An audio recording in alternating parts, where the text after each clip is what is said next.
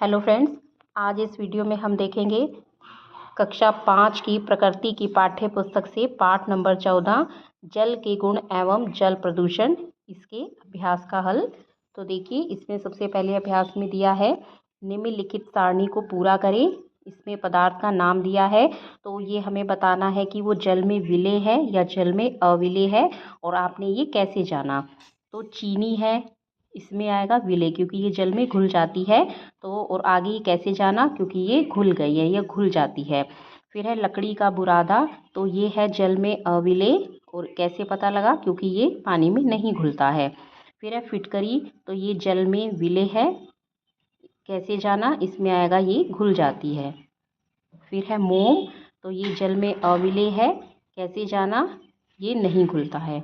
फिर है लोहे की छीलन, तो ये जल में है अविलेय, और कैसे जाना, क्योंकि ये जल में नहीं घुलता है।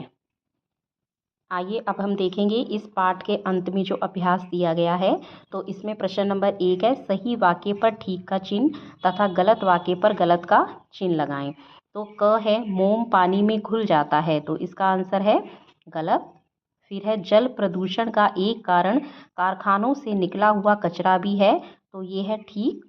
ग है जानवरों को नदियों में ही नहलाना चाहिए, तो ये है गलत। घ खेतों में डाले गए कीटनाशक पदार्थ जल को प्रदूषित करते हैं, तो ये है ठीक।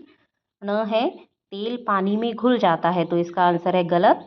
फिर है च विलेय और विलायक मिलकर विलयन बनाते हैं, तो ये आएगा ठीक।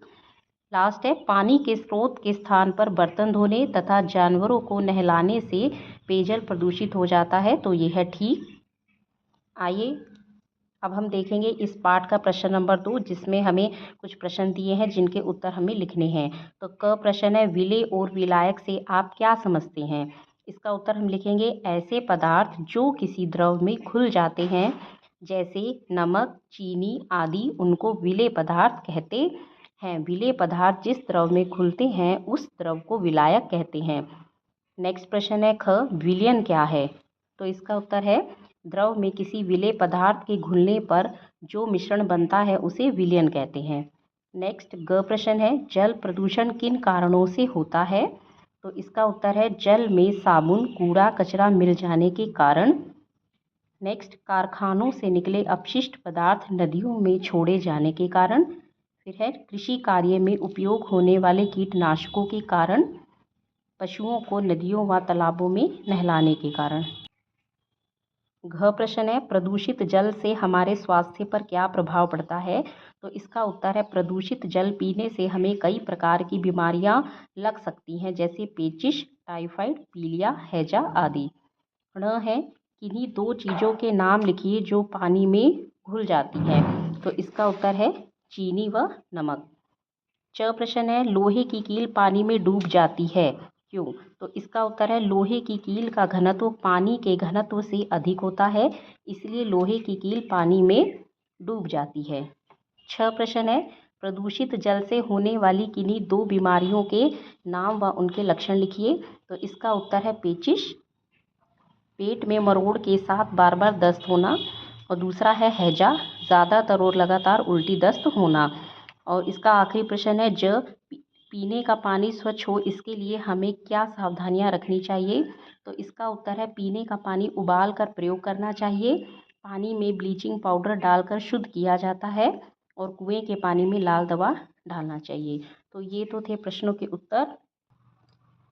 अब देखेंगे इसका लास्ट प्रश्न, प्रश्न नंबर 3, पानी के एक भरे बर्तन में तालिका में दी गई चीज़ें एक एक करके डालिए और देखिए क्या होता है। तो पानी में डाली हुई चीज़ का नाम दे रखा है, हमें ये बताना है कि वो तैरती है या डूबती है। तो पत्ती क्या होती है, तैरती है, तो इसलिए इस पर टिक का निशान लगा हुआ है। फिर है खाली कटोरी, तो ये तैरती है, तो हमें इसमें तैरती है के नीचे टिक का निशान लगाना है। फिर है माचिस की तीली, तो ये भी तैरती है। साबुन की टिकिया, तो ये डूब जाती है, तो डूबती है, इस वाले कॉलम में हम टिक कर देंगे। प्लास्टिक की खाली बंद बोतल, तो ये तैरती है। पानी से भरी हुई प्लास्टिक की बंद बोतल, तो ये डूबती है, तो इसमें हम टिक कर देंगे। और लास्ट है लकड़ी का टुकड़ा, तो ये तैरता है, तो हमने तैरता है में इसमें टिक किया है। तो ये है अभ्यास हमारा पाठ नंबर 14।